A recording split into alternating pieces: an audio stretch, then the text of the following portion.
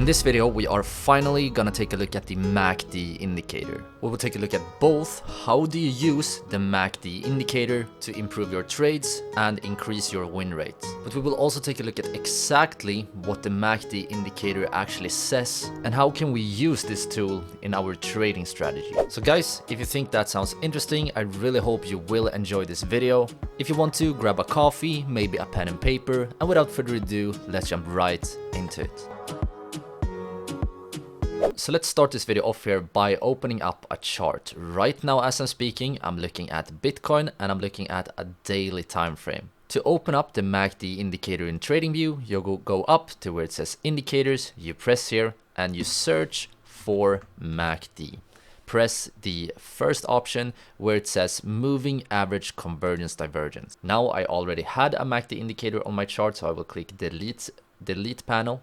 Okay, so what exactly does MACD actually tell us? Let's pop up the MACD to a full screen right here. There are three main components of the MACD indicator: the MACD line, the signal line, and the histogram. The MACD line represents the difference between the 12-day exponential moving average, or for short EMA, and the 26-day exponential moving average. And please guys, do not worry if this sounds complicated right now. You will learn all about it as the video goes on. And the signal line, which is the orange line, is actually a 9-day exponential moving average of the MACD line. If you pay really close attention, you can see that the orange line is following the blue line. So when the blue line is above the orange line, then the orange line will go up, and just when the MACD line or the blue line crosses below the orange line, then the orange line will start to fall.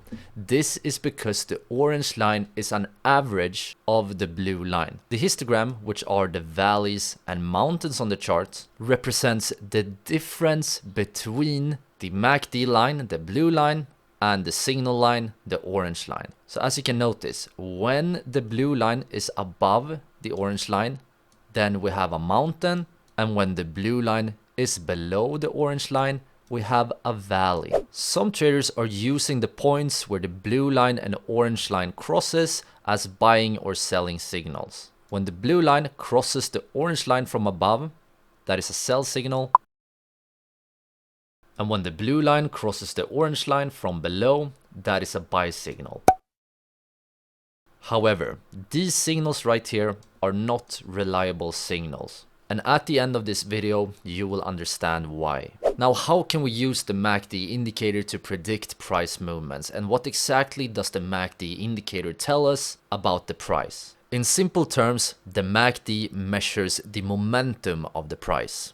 The momentum is basically the speed or velocity of a price movement. So when we see a fast or strong move towards the upside, we will see a strong signal or a big mountain on the MACD indicator. Conversely, when we see a strong and violent move towards lower levels, we will see a deep valley on the MACD indicator. For me and many other traders, the best way to use the MACD indicator is actually to delete the MACD line and the signal line. And you may of course wonder, why on earth would you want to do that? Well, the simple reason is because the histograms, or the mountains and valleys, tells us everything we need to know about the MACD indicator. Take a close look right here. By only looking at the histograms, we can tell that the MACD line crossed the signal line right here. When we go from a mountain to a valley, we know that the line is crossing. We also know how the MACD line and signal line looks like by looking at the histogram. We know that the higher the histogram, the larger the difference between the MACD line and signal line. So by deleting the lines, we get a more clean and more effective MACD. To delete the lines, you go here to where it says MACD, you press on settings, and you uncheck both the MACD line and the signal line. After that, press OK. By the way, you can adjust the MACD indicator by holding your left mouse button on the sidebar right here. So let's adjust the MACD a bit to make it look as clear as possible. Now let's talk about a very important thing. When we see a clear new high on the MACD indicator, meaning that the high must be much higher than the previous highs of the MACD, it means that the recent momentum or speed and strength of the price is much stronger compared to earlier periods. And this can be the signal that we are in the beginning of a new trend towards the upsides. Many new uptrends start with a strong momentum shift, a strong bullish momentum. So many traders uses this signal to try to buy the pullback after the impulsive move. So here we have the impulsive move, right here we have the pullback. Many traders use the MACD to try to buy the pullback after a strong new momentum. Let's take a look at the next move here towards the upside. Take a close look at the MACD. We can see that the MACD was even higher than the previous MACD, which many traders use to buy the next pullback and ride the next wave towards higher prices. But take a really close look at this point right here and look down to the MACD.